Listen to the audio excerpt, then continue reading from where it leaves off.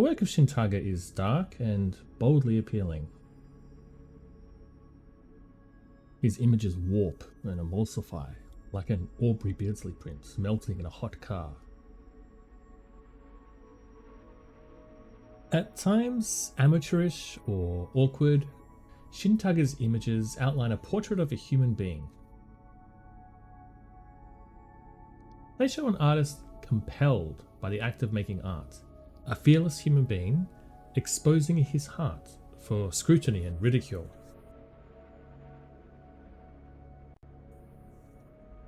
In his images, Shin Taga allows his imagination to wander aimlessly, like a weed, its tendrils blindly stretching out into the psychic unknown, retrieving fantastic beasts and holy surrogates from the void.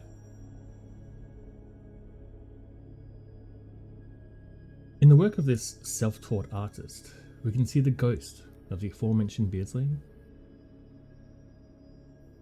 the twisted bodies of Hans Bellmer,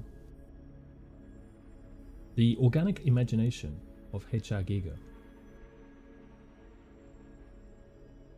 But Shin Taga's body of work seems to allude to more, to a hidden mysticism, as though the artist had seen a vision of the underlying machination of all things, a vision of creation devouring the god of destruction, in accordance to the primordial laws of procreation and survival.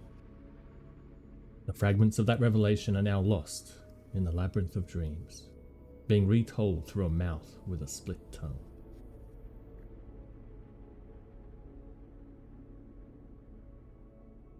Shin Taga's work reads like some kind of ancient holy text, half obscured by rot and blood.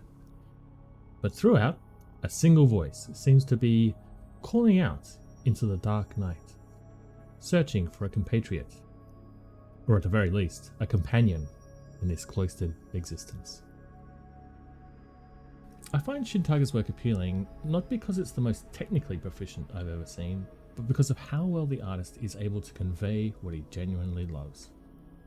His wild, messy compositions, his stiff portraits and stylistic hands, even his crude objectifications, all map the mind and soul of this artist, almost challenging the viewer to lay down their arms and join him in an open dialogue, to join him on a descent into the abyss, where the limits of imagination are pushed into a terrifying flirtation with madness. Who was Shin Taga? What compelled him to create such twisted imagery? Is he still alive? Buried in some prefabricated house in the suburbs of Hokkaido? I don't know. This is not that kind of video essay. I'm not going to sit on high and dispense morsels of Wikipedia factoids in a lofty voice. Instead, I'm going to ask you to simply open your eyes and look with me at the work of Shin Taga, to take a journey down the river Styx, where the self fragments and the cosmic spheres reveal themselves.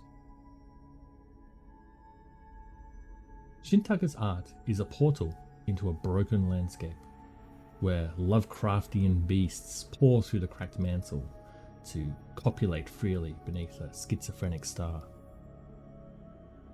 where the lines between horror and pleasure, self and cosmos, knowledge and madness are stretched impossibly thin, quiver, and threaten to snap if we dare take a breath.